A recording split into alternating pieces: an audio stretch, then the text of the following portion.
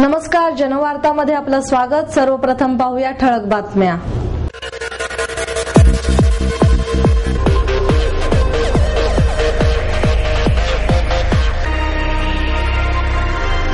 महाराष्ट्र राज्य ग्रंथालय संघाच्या राज्यस्तरीय कार्यशाळेचे उद्घाटन सुप्रिया सुळे यांच्या हस्ते संपन्न। पुणे श्रमिक पत्रकार संघाच्या वतीने national counselling for people's right to इन्फॉर्मेशनच्या सदस्या अरुणा रॉय यांच्या वार्तालापाचे आयोजन। आणि भोसरीजवळ मोशी येथे आंतरराष्ट्रीय प्रदर्शन केंद्रात देशातील सर्वात मोठे कृषी प्रदर्शन किसान लवकरच।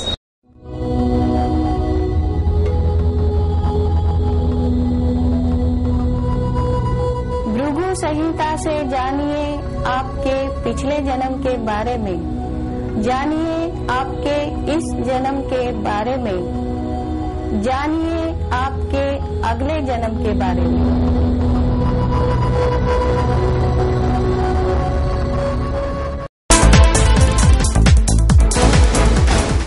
महाराष्ट्र राज्य ग्रंथालय संघाच्या राज्यस्तरीय कार्यशाळेचे उद्घाटन खासदार सुप्रिया सुळे यांच्या हस्ते झाले। यावेळी राज्य ग्रंथालय संघाचे अध्यक्ष रमेश जनबंधू, पुणे जिल्हा ग्रंथालय संघाचे अध्यक्ष ॲडव्होकेट सतीश गोरडे, मुख्य कार्यवाहक सोपनराव पवार, काकासाहेब चव्हाण आदी उपस्थित होते। भाषा प्रभुत्व असेल तर नोकरीच्या अनेक संधी सध्या उपलब्ध आहेत। भाषा प्रभुत्व ठेवण्यासाठी वाचन आवश्यक असते। या वाचनाचा पाया ग्रंथालय असते। त्यामुळे ग्रंथालय टिकवण्यासाठी आणि ग्रंथपालांचे प्रश्न सोडवण्यासाठी आपण सर्व प्रकारची मदत करू, असे आश्वासन खासदार सुप्रिया सुळे यांनी दिले। ग्रंथालयाला फक्त 950 रुपये अनुदान मिळते।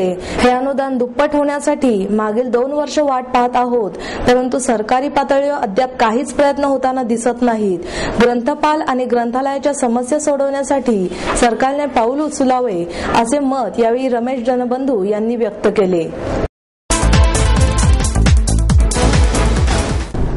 पुणे श्रमिक पत्रकार संघाच्या वतीने national counselling for people right to इन्फॉर्मेशनच्या अरुणा रॉय यांच्या वार्तालापाचे आयोजन करण्यात आले होते।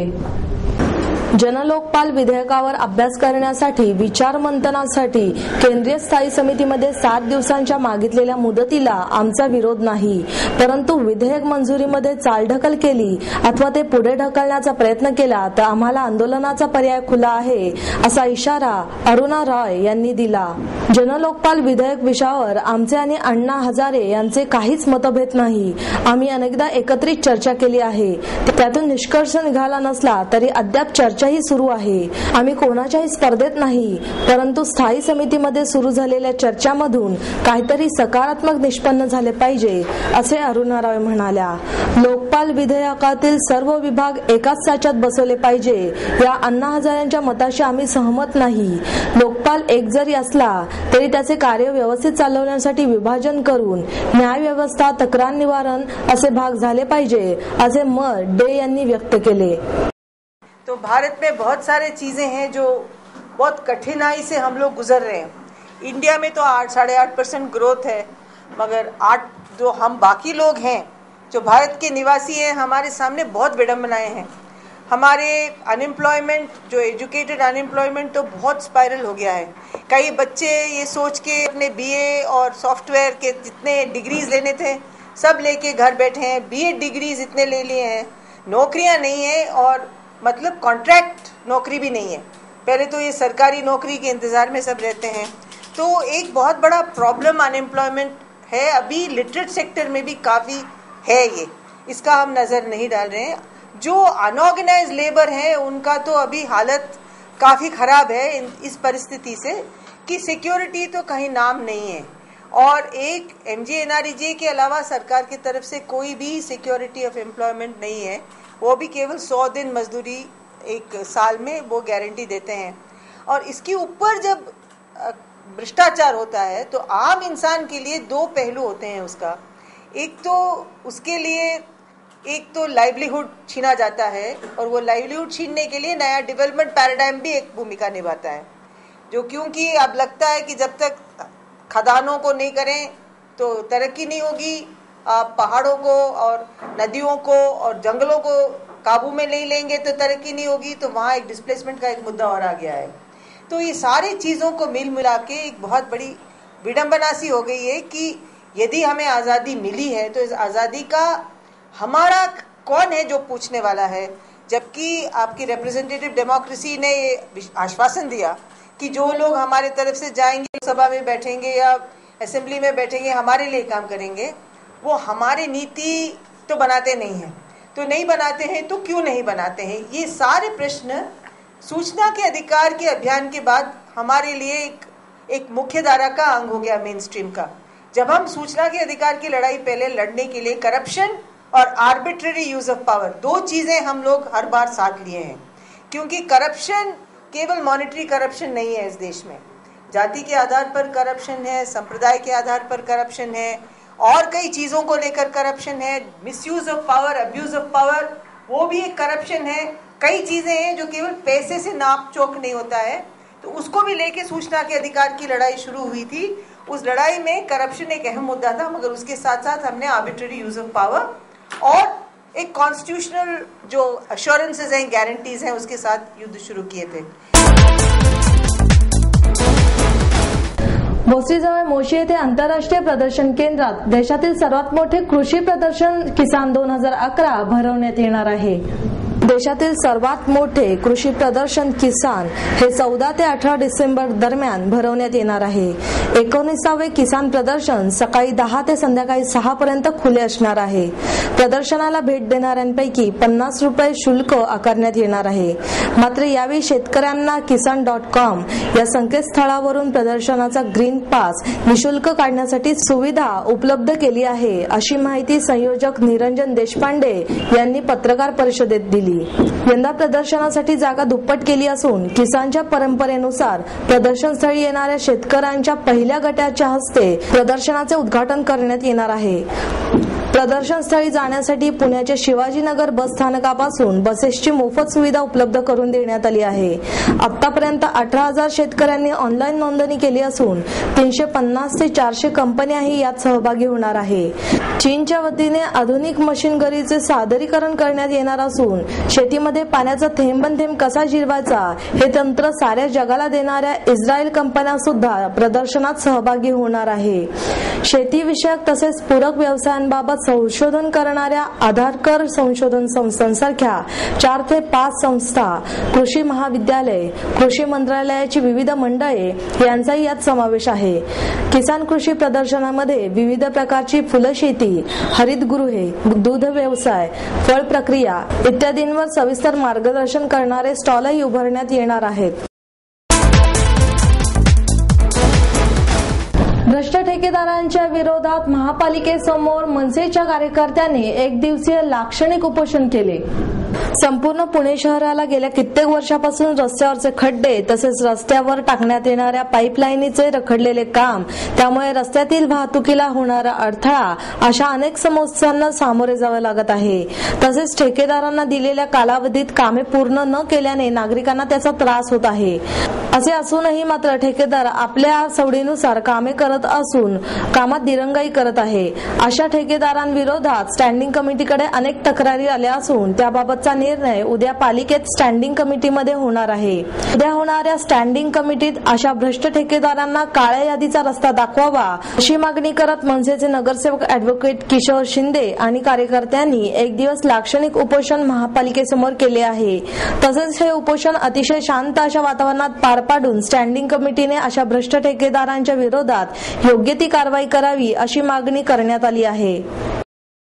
पुणे महानगरपालिकेमध्ये निकृष्ट दर्जाचे रस्त्याचे कामं असतील, पावसाळ्यांचे कामं असतील, उड्डाणपुलाचे कामं असतील, या संदर्भात महापालिकेच्या उच्चस्तरीय कमिटीच्या माध्यमातून अतिरिक्त आयुक्त झुरमुरे साहेबांच्या कमिटीच्या माध्यमातून मेसर्स MB पाटील व मत्रानी कन्स्ट्रक्शन या 2 ठेकेदारांवरती ठपका ठेवून त्यांच्यावरती कारवाई करण्यासाठी मुख्य सभेच्या माध्यमातून स्टँडिंग कमिटीकडे हा विषय आलेला आहे। या विषयाच्या माध्यमातून त्यांच्यावरती कारवाई करावी, त्यांना 1 वर्षासाठी काळ्या यादीमध्ये त्यांचं ब्लॅकलिस्ट करावे अशा प्रकारची शिफारस अतिरिक्त आयुक्तांनी दिलेली असताना स्टँडिंग कमिटीचे चेअरमन असतील किंवा स्टँडिंग कमिटी चालढकल करताना आम्हाला आढळून आलेले आहे। त्याच्यामुळे उद्या स्टँडिंग कमिटीचा उद्या स्टँडिंग कमिटीमध्ये हा विषय आहे, त्यामुळे आज आम्ही एक दिवसाचं लाक्षणिक उपोषण या ठिकाणी करत आहोत व स्टँडिंग कमिटीच्या सर्व सभासदांना आमची विनंती राहील की उद्या या विषयावरती चर्चा करून या ठेकेदारांना काळ्या यादीमध्ये टाकून पुणेकरांचा जो पैसा उधळण्याचं काम चालू आहे त्याचा कुठेतरी आळा घालण्याचं काम आपण करावे, यासाठी आम्ही या ठिकाणी आज सकाळी 10 ते संध्याकाळी 5 वाजेपर्यंत उपोषण करत आहोत. कोथरूड येथील सिटी प्राईड समोरील रस्त्यावर पार्किंगचे फलक लावण्यात यावे अशी मागणी सजग नागरिक मंचाच्या वतीने करण्यात आली आहे. सजग नागरिक मंचाचे यासंबंधी दोन्ही बाजूला पार्किंगसाठी वाहतूक पोलिसांना 1000 सह्यांचे निवेदन दिले. त्यानुसार त्या रस्त्यावर समविषम पार्किंगचे आदेश वाहतूक पोलिसांनी दिले आहेत. मात्र पालिकेने यासंबंधी फलक लावले नाहीत. त्यामुळे वाहतूक पोलीस वाहने लावणाऱ्या नागरिकांवर कारवाई करतात असे विवेक वेलणकर यांनी सांगितले. पोलिसांनी फलक लावण्याचे आदेश देऊनही महापालिकेने ते न लावल्यामुळे वाहनधारकांना नाहक भुर्दंड पडत आहे. त्यामुळे संबंधितांनी याची दखल घेऊन पार्किंगचे फलक लावण्याची मागणी होत आहे. कोथरूडला 80-90 फुटी रस्ता आहे झणझणीत त्या सिटी प्राईडच्या समोरचा, आणि तरी दोन्ही साईडला नो पार्किंग आहे. हा विषय जेव्हा आम्ही घेतला होता गेल्या वर्षी तेव्हा त्यांनी आम्हाला असं लिहून दिलं होतं की आम्ही आमच्या मनाने केलंय ते, आमच्याकडे कोणाची काही मागणी नव्हती, पण करू नये अशी पण मागणी नव्हती. मग असं त्यांचं उत्तर आल्यावर आम्ही लेखी मागणी लोकांच्या सह्या घेऊन त्यांच्यापुढे सादर केली की बाबा या रस्त्याला दोन्ही साईडला पार्किंग करावं, त्या रस्त्यावर P1 P2 करावं. पण दुर्दैव असं आहे की हा आदेश 21 तारखेला निघालाय. आता ह्या क्षणापर्यंत मी इथे यायच्या तिथं जाऊन आलो, दोन्ही साईडला आजही नो पार्किंगच्या पाट्या आहेत, दोन्ही साईडला पोलीस कारवाई यथास्थित सुरू आहे.